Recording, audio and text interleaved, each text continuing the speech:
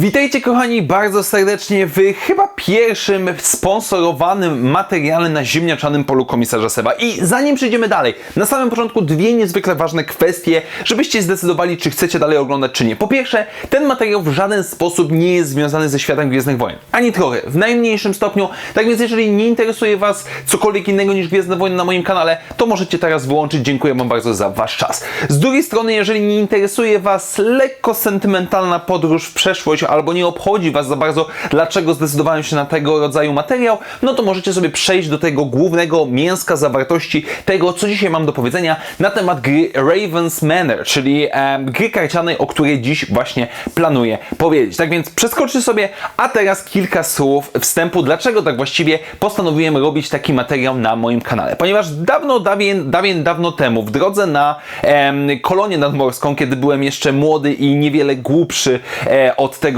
kim jestem dzisiaj, poznałem niejakiego Michała Zaczka. Michała Zaczka, który jest moim znajomym od tamtego momentu, który jest też, muszę zaznaczyć, moim znajomym nerdem, którego od razu polubiłem, no bo jak nie można polubić człowieka, który na stacji benzynowej, kiedy autobus pełen dzieciaków zatrzymuje się na przerwie, wyciąga swoją talię Magica i z kumplami gra na dystrybutorach paliwa, więc jakby od razu bratnia dusza poznała bratnią duszę. No i pewnie przez te kilkanaście tak naprawdę już lat utrzymywaliśmy w jakiś sposób znajomość do pewnego momentu, kiedy Michał przyszedł do mnie i powiedział: słuchaj stary, mam do ciebie prośbę i pytanie, czy chciałbyś w pewien sposób zrecenzować, czy też zagrać w moją karciankę? Ponieważ Michał jakiś czas temu założył swoją firmę, wydawnictwo, firmę wydającą gry planszowe i nie tylko, Bears Workshop, i zapytał się mnie, czy chciałbym w pewien sposób podzielić się swoimi wrażeniami na moim kanale, jeżeli chodzi o samą grę. Dostałem egzemplarz, można powiedzieć, recenzencki tejże oto karcianki, zbiór zasad, podstawowe informacje i informacje, że mam nagrać tak naprawdę co chcę. Więc dzisiejszy materiał, moi drodzy, jest sponsorowany na tej zasadzie, że dostałem egzemplarz recenzencki i zakładam, że on u mnie zostanie. Nie dostałem żadnego wynagrodzenia, nie dostałem żadnego scenariusza. Dostałem kilka najważniejszych punktów, które mogę, ale nie muszę wspomnieć w tym materiale, ponieważ najważniejsze jest to, żeby podzielić się swoimi wrażeniami, swoimi odczuciami względem tego tytułu, jako osoba, która nie siedzi specjalnie w planszówkach, a szczególnie w grach karcianych, i chodzi o pewnego rodzaju rozpromowanie albo nie rozpromowanie, oczywiście to zależy ode mnie, tego tytułu. Tak więc tutaj od razu zaznaczam, że w żaden sposób to, co dzisiaj będę mówił, nie jest wyreżyserowane przez kogoś z zewnątrz. Absolutnie, moi drodzy, wam bym tego nie zrobił, ponieważ szanuję z was za bardzo i jest to oczywiście współpraca, ale jest to współpraca, gdzie ja mogę w pełni podzielić się swoimi wrażeniami. Tak więc mam nadzieję, że ten materiał wam się nie tyle spodoba, co będzie waszym zdaniem i informacyjny na tyle, żebyście mogli podjąć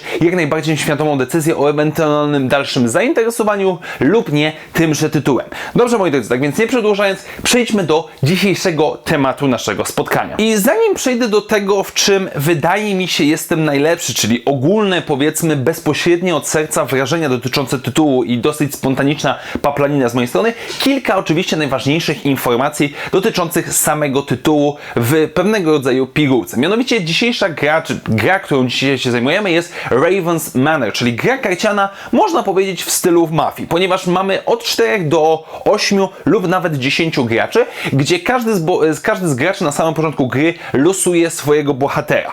I wszyscy są, powiedzmy, zwykłymi, szarymi przedstawicielami różnych zwierząt, natomiast jeden z naszych graczy jest krukiem. No i generalnie gra jest bardzo prosta w założeniach, bo z jednej strony kruk wygrywa wtedy, kiedy wszyscy inni bohaterowie zostaną przez niego opętani lub zginą, natomiast wszyscy inni pozostali gracze wygrywają, jeżeli kruk zostanie zabity.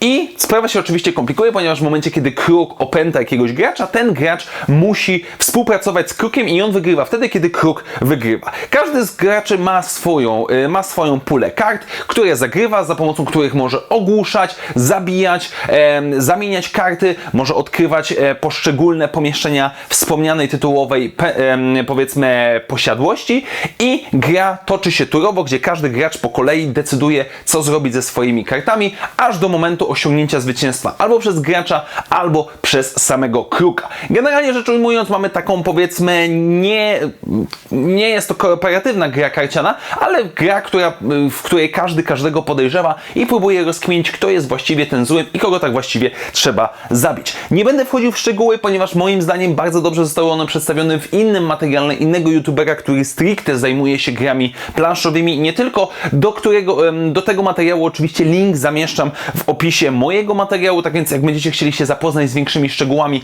to jak najbardziej. Również z drugiej strony zachęcam Was bardzo, jeżeli jesteście zainteresowani zasadami, do mediów społecznościowych wszelkiego rodzaju Berks Workshop, czyli wydawcy tej gry, gdzie będą pokazywane fragmenty rozgrywki, opisy kart. Na Facebooku, będzie na YouTubie, będzie na TikToku, będzie na Instagramie. Jest tego jak najbardziej dużo. Oczywiście linki znajdują się w opisie tego materiału, jak i również ta gra jeszcze nie wyszła. Gra będzie ruszała wkrótce w ramach całej promocji na Kickstarterze i te informacje, jest ich dużo. Nie będę kłamał i absolutnie jest ich tak dużo, że aż tego nie ogarniam, ponieważ są różnego rodzaju oczywiście stopnie. W zależności od stopnia Waszego zaangażowania, czy to powiedzmy wsparcia projektu, macie dostęp do różnego rodzaju dodatków, które już są zaprojektowane, które już są gotowe do wydania. Tak więc z tymi wszystkimi szczegółami techniczno-organizacyjnymi odsyłam Was oczywiście do linków, które znajdziecie w opisie mojego materiału. No dobrze, moi drodzy, ale teraz czas na tą część, która jest moją, w cudzysłowie, specjalnością, czyli moje po prostu od serca odczucia względem tego, co dostałem. Ponieważ mamy do czynienia z grą karcianą. Ja nie będę w żaden sposób krył, nie będę ukrywał tego, że nie jestem jakimś gigantycznym fanem planszówek. A szczególnie, nie wiem, czy gry karciane zaliczają się do planszówek, ale załóżmy na potrzeby tego materiału, nigdy jakoś specjalnie za grami karcianymi nie przepadałem. Oczywiście uwielbiam Macao, oczywiście uwielbiam Jungle Speeda, ale jakoś nigdy za bardzo się w to nie wciągnąłem, więc sama perspektywa zagrania w coś w stylu Mafię, którą grałem ostatni raz może w liceum, jeżeli dobrze pamiętam, no była całkiem dla mnie ciekawą przygodą, czemu by nie spróbować. I generalnie rzecz ujmując, jedna rzecz, która na pewno mnie przekonuje do tego tytułu, to jest prostota zasad. I bardzo ważne jest, żeby zaznaczyć, że zasad, ponieważ jest to tytuł, który po rozgraniu jednej, drugiej partii wszyscy gracze już wiedzą, o co właściwie mniej więcej chodzi, w jaki sposób działają poszczególne rodzaje kart i w 3/3 rundzie zaczyna się tak zwane kombinowanie, czyli już kumamy, o co chodzi, już zaczynamy zauważać, że można zrobić to, tamto, owamto, siamto i tak dalej. I oczywiście karty są napisane w prosty, przejrzysty sposób. Jest instrukcja, która jest opracowywana, czy będzie opracowywana wraz z osobami wspierającymi na Kickstarterze, ponieważ twórcy bardzo mocno stawiają na tym, żeby współtworzyć ten tytuł na tyle, na ile da się z ewentualnymi przyszłymi graczami. Więc jest to tytuł, który bardzo łatwo jest zrozumieć zasady, ponieważ same zasady to jest mniej niż A4 tekstu, ale oczywiście pole do kombinowania jest gigantyczne, bo tutaj już wchodzą, powiedzmy, rozgrywki między poszczególnymi graczami, odczytywanie nastrojów, bo może się skończyć na tej zasadzie, że główny zły, nazwijmy go w ten sposób, czyli kruk w tej grze, czasami nie będzie musiał nic za bardzo zrobić, bo gracze tak bardzo będą sobie nie ufać, że wybijają się nawzajem i za kruka zrobią robotę.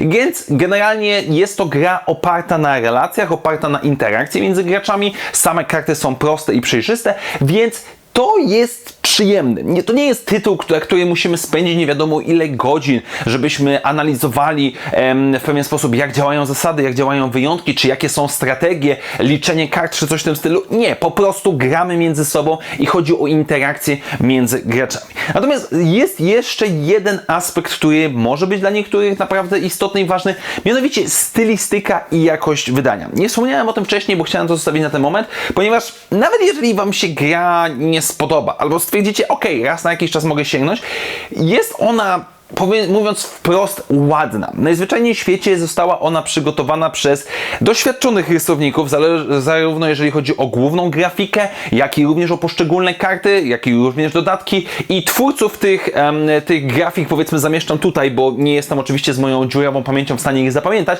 ale z tego, co zrobiłem szybki research, są to raczej osoby może nie tyle bardzo znane w świadku rysowników polskich czy artystów, ale można ich w pewien sposób kojarzyć. I mówiąc najprościej, są to po prostu ładnie wydane karty. Teraz w tym momencie ja tutaj przepuszczam, mam pojedyncze grafiki, żebyście mogli to zobaczyć, jak i również stylistyka, która jest w pewien sposób horrorowo-kryminalna, gdzie każdy z bohaterów to jest spersonifikowane zwierzę, no bo mamy kruka, mamy kota, mamy psa, mamy koguta, w dodatkach dochodzą kolejne rzeczy. To wszystko najzwyczajniej w świecie ładnie wygląda. Jest to w pewien sposób gore, jest to w pewien sposób kryminalno, zagadkowo, horrorowe, ale mi się to podoba. Ograniczenie do 3-4 powiedzmy kolorów, czyli biel, czerń, szary i oczywiście czerwony, jest jak najbardziej w porządku, co jest również może być przydatne w pewien sposób. Każdy dodatek będzie w osobnym kolorze, tak więc jeżeli będziecie chcieli zagrać tylko w podstawkę, bez dodatków albo coś, no to będziecie mogli sobie w pewien sposób to łatwo rozpoznawalnie rozpoznać w pewien sposób i ewentualnie podzielić, co jest też swoją drogą, jeżeli generalnie granie przypadnie wam jakoś specjalnie do gustu, zawsze możecie używać sobie tych kart jako zakładek do książki, bo też moim zdaniem się sprawdzają w tym całkiem przyjemnie, więc pod tym względem gra jest jak najbardziej ładnie wydana. Jeżeli chodzi o standard kart, to jest taki sam materiał, taka sama grubość papieru, kartonu, ciężko jest mi powiedzieć jak w grach Fantasy Flight Game, bo to osobiście porównywałem, więc naprawdę pod tym względem wsadzacie to w koszulki i możecie oczywiście grać gdzie chcecie. No i jest to karcianka, moi drodzy, nie jest to jakaś gigantyczna planszówka, więc cały deck podstawowy wygląda w ten sposób, więc równie dobrze możecie to sobie spakować do jakiegoś pojemniczka śniadaniowego czy czegokolwiek innego i nosić ze sobą wszędzie. Nie potrzebujecie gigantycznej ilości miejsca, żeby w to zagrać, tak naprawdę stół wystarczy, kawałek podłogi na konwencie. Jak wam się podoba, to jak najbardziej sprawdza się pod tym względem. Tak więc, moi drodzy, jak finalnie wypada to wszystko, z moim zdaniem całkiem solidnie. I jest to przyjemny tytuł, który jest ładnie wydany, który ma proste zasady, ale wiele powiedzmy potencjału zabawowego, bo tak naprawdę to jest w tym wszystkim, powiedziałbym, najważniejsze. Kiedy graliśmy w tą grę podczas jednego spotkań Wrocławskiego Fanklubu Gwiezdnych Wojen, tak jak mówiłem, po 2 rozgrywkach wszyscy już mniej więcej kumali, jak to wszystko działa. No i po trzeciej i w następnych rundach zaczynało się tak naprawdę kombinowanie, dopiekanie sobie. Tak więc, jeżeli ewentualnie boicie się utraty przyjaźni, no to jest to jeden z tego rodzaju gier, gdzie można w pewien sposób się poawanturować przy stole, ale jest to bawiące, jest to przyjemne, jest to tytuł, który można zagrać praktycznie wszędzie, jest to tytuł, który może zabawić, który może w pewien sposób wzbudzić jakieś emocje pomiędzy ludźmi i oczywiście im więcej osób, tym więcej kombinowania, spiskowania, knowania i jest to przyjemne. Jest to tytuł, który warto rozważyć, jeżeli jesteście fanami planszówek, tak mi się wydaje, jeżeli jesteście fanami karcianek i co jest dla mnie prywatnie ważne, dosyć istotne i dlaczego w ogóle chciałem nagrać ten materiał i w pewien sposób wspominam o tym wszystkim, to fakt tego, że jest to tytuł wydawany, powiedziałbym, przez nerda dla nerdów, ponieważ Michał, o którym wspominałem wcześniej, jest sam graczem karcianek, planszówek wszelkiego rodzaju. Całe jego wydawnictwo to jego własny pomysł i chęć pewnego rodzaju pójścia krok do przodu w bycia fanem, że nie tylko powiedzmy być fanem samemu, ale też dawać innym fanom coś od siebie. Jest to jego pierwszy tytuł w całym tym projekcie, ponieważ z tego co rozmawialiśmy ma plany na więcej rzeczy, nie tylko powiedzmy planszowych. Mam nadzieję, że oczywiście to wyjdzie i to mnie cieszy. Najzwyczajniej w świecie mnie cieszy, kiedy jakiś fan czegoś, czy to Gwiezdnych Wojen, czy to planszówek, idzie gdzieś krok dalej i próbuje z tym zrobić coś więcej i ma z tym jakieś sukcesy. Tak więc, moi drodzy, nie tyle zachęcam, co mam nadzieję, że mój materiał chociaż trochę naświetlił, czy rzucił wam zainteresowanie tym tytułem i nie mówię, że macie wspierać, ale jeżeli jesteście chociaż trochę zainteresowani, zajrzyjcie na media społecznościowe, zajrzyjcie na powiedzmy kampanię na Kickstarterze, przeczytajcie, może zamówicie, super, nie zamówicie, ale zacznijcie obserwować, bo może kiedyś w przyszłości wam się coś innego spodoba, również będzie miło mi niezmiernie, absolutnie, może trochę się strasznie przed tym bronię, ale nie chcę, żebyście podejmowali koniecznie i mówię wam tutaj, że na pewno musicie wspierać tą kampanię, ale rzućcie okiem, bo wydaje mi się, że jest to tytuł, który może wam może niektórym z was przypaść do gustu. Oczywiście twórcy zamierzają współpracować z graczami do pewnego stopnia, będą różnego rodzaju pokazy, będą różnego rodzaju współprace, ale to zostawiam już im, możecie się od ich odnaleźć na mediach społecznościowych i tak dalej, o czym już wspominałem. Tak więc tak kończymy, moi drodzy, dzisiejszy pierwszy w historii tego kanału materiał sponsorskim, nazwijmy to w ten sposób, ale z tego, co teraz się zastanawiam, to chyba jestem słaby w takie rzeczy, ale mówię wam prosto od serca, jako fan do innych fanów, że jest coś, co może z was zainteresować i może zwróci waszą uwagę. Tak więc dziękuję wam bardzo serdecznie, zachęcam jeszcze raz serdecznie do zapoznania się z tymi wszystkimi linkami i rzeczami, o których mówiłem w materiale, o których mówiłem, że są w opisie tego materiału. Jeszcze raz wielkie dzięki, do zobaczenia wkrótce na następnych materiałach i jak zawsze niech moc będzie z wami. Na razie, cześć!